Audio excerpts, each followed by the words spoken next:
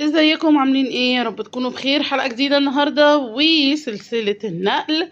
ده اللي انا وصلت له يا جماعة. بصوا، ادي الكراتين اهي، والحاجات الاسهم والاكسات دي معناها دي حاجات ازاز دي كده.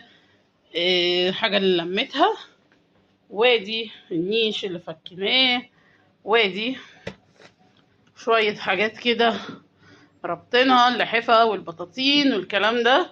الكرتونة دي لسه هتكمل، هقفلها. فتعالوا نشوف كده انا وصلت للكلام ده ازاي. ده كله هنشوفه في الحلقة بتاعت النهاردة، وكمان هوريكم شوية مشتريات انا جبتها. يلا بينا على الحلقة. انا بوريكم كده شوية مشتريات جبتها. في حاجات انا جبتها وفي حاجات ماما جابتها لي. اوكي، هي جابت ده للولاد، ده الفنكوش اللي هو العادي الابيض، وده الفنكوش الملون، وده ذرة فشار. اعتقد ان الكيلو من الحاجات دي، الكيلو ب60 جنيه من الفنكوش الابيض الملون، واعتقد الفشار كمان دول الفشار بقت بكده. تمام. طيب جبت بقى انا من على بيج على الفيسبوك. على الفيسبوك جبت الغسول ده اهو، اللي هو الشيجلام ده بالفرشة بتاعته. بصوا، المفروض بتضغطي عليه بينزل، تحطي كده على البشرة وتبدأي تدعكي بشرتك بالفرشة. ده كان ب60 جنيه. ماشي، وبيركب كده اهو اهو. جبت كمان السيرم بتاع الفيتامين سي ده،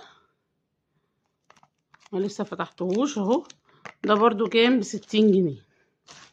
وجبت ده ملمع،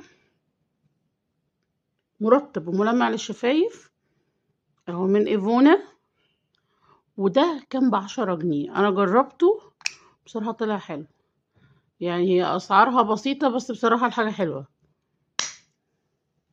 وكمان جبت قلم الكحل ده اهو، اسمه بونجور، مش عارفه واضح ولا ايه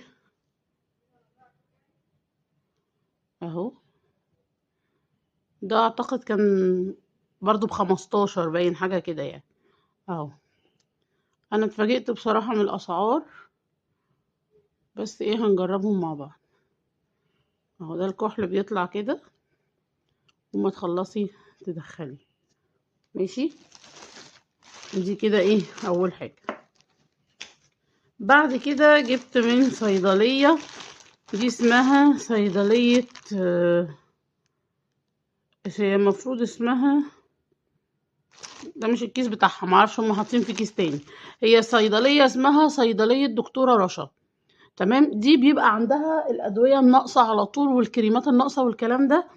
أنا شفتها على التيك توك رحت لها مرة جبت منها حاجات، وبعد كده طلبنا بالتليفون. هي موجودة في شارع الوحدة، في امبابة في شارع الوحدة.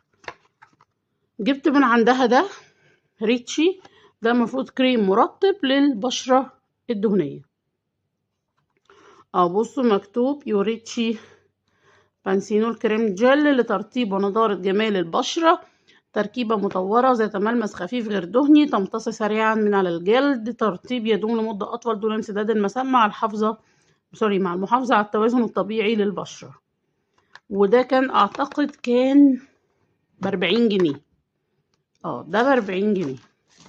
وجبت كمان من عندها الكريم ده، ديكتا كورت، ده كريم للتسلخات والالتهابات والحاجات دي، برضو حلو ومرطب وجميل. وده كان تقريبا ب25 جنيه. كان ب25 جنيه. طبعا جبنا أدوية تانية من عندها، بس دي الحاجات اللي هي ايه بتاعتي أنا. آخر حاجة بقى الأوردر ده اهو، ده اللي هو جل البان الدكر اهو. ده حجمه قد ايه؟ مش مكتوب عليه، لا 250 ملي. ماشي، ده اهو. ومعاه الصابونة بتاعته، برضو صابونة لبان دكر اهي. طبعا مكتوب اللي هما بقى ايه، بيحتوي على مادة الكولاجين الطبيعية ولبان الدكر وفيتامين اي. تمام. يقول لك استعملي صابونة اللبان الذكر على بشرة مبللة واتركيها من دقيقة ل2 ثم اشطفي جيدا بالماء لأفضل النتائج. تستخدم الصابونة بانتظام يوميا. دي شكلها من جوه اهي، ريحتها نفس ريحة لبان الذكر بالظبط اهي. ماشي. ده الصابونة والجل مع بعض كانوا ب150 جنيه. تمام. وعليهم الماسك ده هدية، يعني في كذا هدية انتي بتختاري منه. فاحنا اخترنا ماسك العرقسوس. المفروض اللي هو بيعمل ايه بقى؟ بيحتوي على خلاصة العرقسوس الذي يحتوي على مادة ايه؟ جلابريدين الطبيعية، بالإضافة إلى مجموعة من الزيوت الطبيعية التي تعمل على تفتيح البشرة، علاج الالتهابات، علاج التهاب البشرة والتصبغات الناتجة على أشعة الشمس وآثار حب الشباب والكلف. المفروض اللي هو بيوضع على بشرة نظيفة لمدة 20 دقيقة ثم يشطف بالماء. كمان لبان الذكر ده قالت لي ان انا استخدمه ازاي. احطه بالليل واسيبه كده حوالي 10 دقايق على وشي وبعدين اغسله. دي كده الحاجات اللي انا كنت جبتها الخاصة بالبشرة، وكمان وريتكم الفنكوش والكلام ده. تمام. تعالوا بقى نكمل يومنا. تعالوا بقى كده ايه هنلم النيش مع بعض. طبعا ده بيبقى ايه يعني اكتر حاجة الواحد بيبقى حريص فيها وخايف عليها. فربنا يستر ان شاء الله. عايزه اقول لكم اللي انا بلمه فاضل لي بالظبط 6 ايام وما لقيتش شقه لغايه دلوقتي. فربنا يسهل يا رب ان شاء الله ونلاقي بقى اللي احنا عايزينه. فيلا مطولش عليكم، تعالوا نشوف بقى هنبدا نلم النيش ازاي مع بعض. كنت ناويه الم الحاجات الكبيره الاول، بس للاسف الكرتونه الكبيره اتقطعت مني وانا بحاول اقفلها. فعندي حوالي كرتونتين او 3 بقى الحجم ده. فهبدا اخد بقى الاطباق الصغيره، مثلا فناجيل، الكوبايات، الحاجات اللي هي ممكن تيجي هنا، وهبدا ايه اغلفهم واحطهم هنا، عشان مش هينفع اعتقد الحاجات الكبيره. يعني هنظبط كده مع بعض ونشوف ايه الحاجات اللي ممكن تتحط هنا. طب بصوا، عشان انا كنت فاكره ان انا مشغله الكاميرا وطلعت مش مشغلاها. فانا ايه عملت كده بالظبط. جبت الطبق، احط عليه ورقه فوق وورقه تحت. طبعا هو ورق الجرايد كان بينفع، بس محدش بقى بيجيب جرايد بقى للاسف. فانا هحط ورقه فوق ورقه تحت، وهبدا ان انا اقفلهم كده على بعض لو اتقفلوا يعني، واحطهم فوق بعض. ده اللي انا عملته في في الكرتونه دي الكام طبق اللي فاتوا اهو كده. وهحاول يعني لو اتقفل ما اتقفلش خلاص. انا كده كده فرشه قطعه قماش تحت كمان في ارضيه الكرتونه خلاص. وهبدا كده اعمل كده الكرتونه كلها.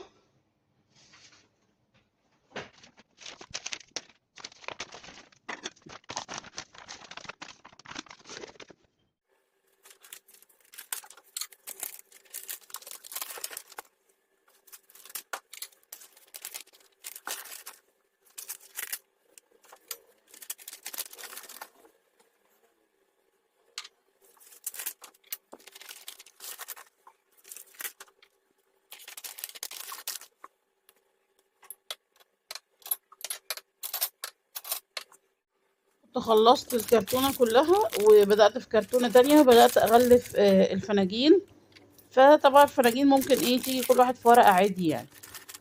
ممكن كمان بدل فكرة الأطباق، لو عندك كرتون ممكن تقصقصي حتت كده، حتة هنا وحتة هنا، وتعمليها فواصل بين الأطباق، هتبقى أحسن طبعا من الورق. تمام. فهو كده أنا هو خلصت برضو الكرتونة دي كده خلاص، وهركنها على جنب. ادي كده الكرتونه دي ايه زي ما بقولوا كده خلصت. هبدا اقفلها. زي ما قلت لك الحاجات بتاعه الازاز هبدا اعلم عليها واكتب عليها انها قابله للكسر.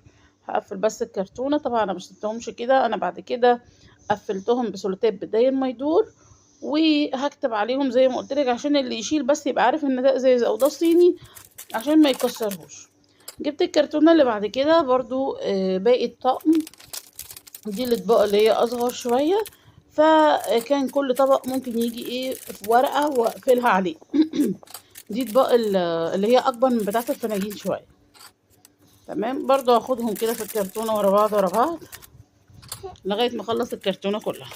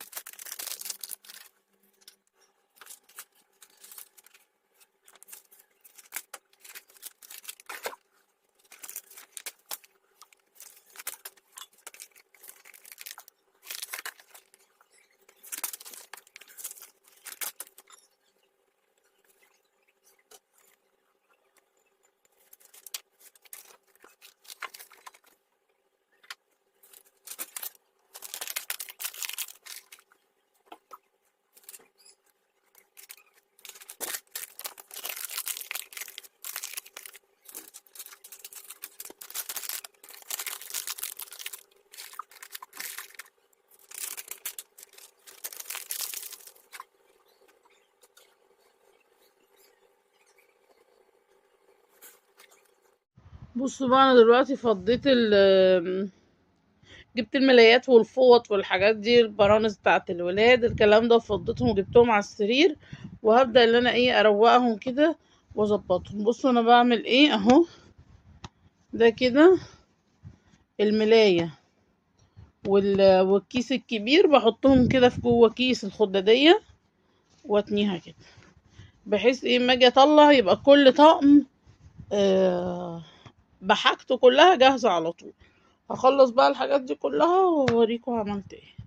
بصوا دي كده الفوط اهي، والبشاكير بتاعت الولاد، وفي كمان بشكير تاني. بصوا اهو ادي كده الفوط اهي والبشاكير طبقتهم، وهخلي بره فوطين تلاتة على قد الكام يوم دول، كده كده انا بغسل يعني نستخدمهم يعني وكده.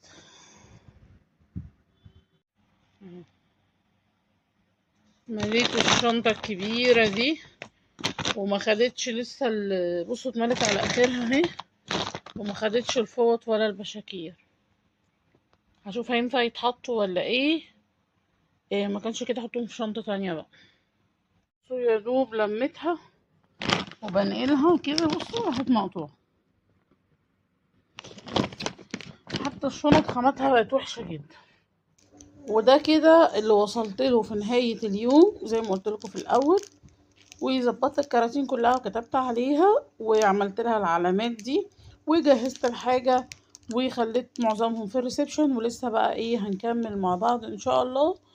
ويا رب الفيديو يكون عجبك، ولو عجبك بقى ما تنسونيش في اللايك والشير وسبسكرايب للقناة.